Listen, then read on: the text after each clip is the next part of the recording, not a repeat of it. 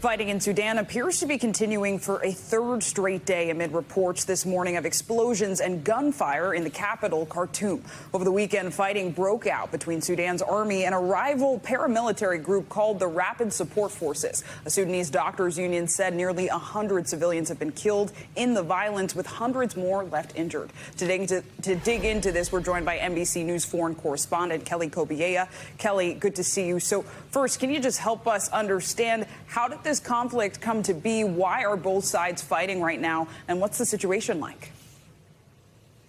Well, first to what it's like on the ground, Zinkley. We spoke to a human rights lawyer who's in Khartoum earlier today, and he described it as madness. He said the streets are empty, the stores are closed, nobody is going outside because they're afraid to. Food is running low. And he said you can hear heavy artillery fire.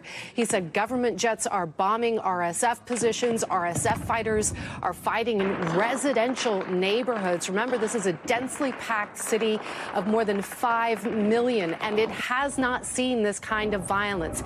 Yes, there has been violence in Sudan over several years now, but the fighting usually happens outside of the capital. So an extremely dangerous situation there in Khartoum and throughout the country as this fighting spreads to other parts of the country.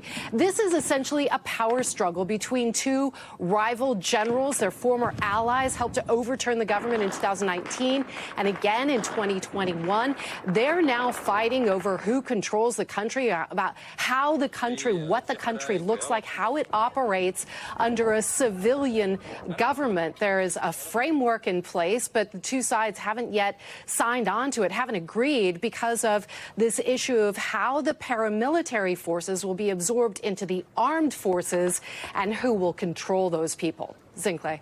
And Kelly, you rightly described this as a power struggle, right? So what's been the regional and international reaction to all of this? What kind of efforts are being made to stop the violence in this northeastern African country?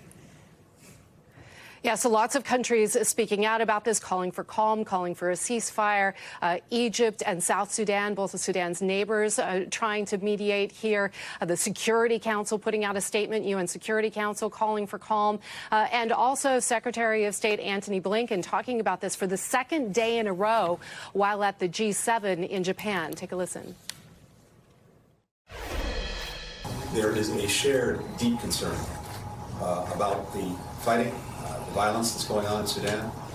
Also, a strongly held view, again, across all of our partners, on the need for an immediate ceasefire and a return to talks. Talks that were very promising in putting Sudan on the path to a full transition to civilian-led government. But at this point, both generals are digging in, accusing the other side of atrocities and calling on the other side to surrender. And the risk, of course, Zinkley, is that this tumbles into a full-scale civil war. Yeah, and Kelly, I mean, the reality is Sudan has a long history of conflict and humanitarian disasters. I am glad you made the distinction, though, that it's not typically this widespread. So I know the UN Food Agency has been forced to halt its operations there after 3 employees were killed. What can you tell us about that? And does Sudan, is it going to be able to survive this, given how heavily it relies on humanitarian aid?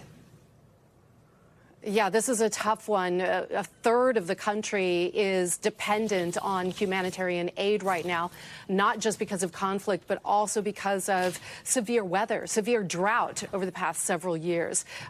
The WFP, the World Food Program, says that 3 of their employees were killed in the Darfur region under fighting on Saturday. One of their planes was also significantly damaged, or one of the UN humanitarian planes was significantly damaged at the Khartoum airport. So it's a very difficult situation right now for aid workers. They've suspended operations, and that is putting the health and lives of millions more people at risk. Zinkley. Keeping that country and those people in our prayers. Kelly, thank you so much.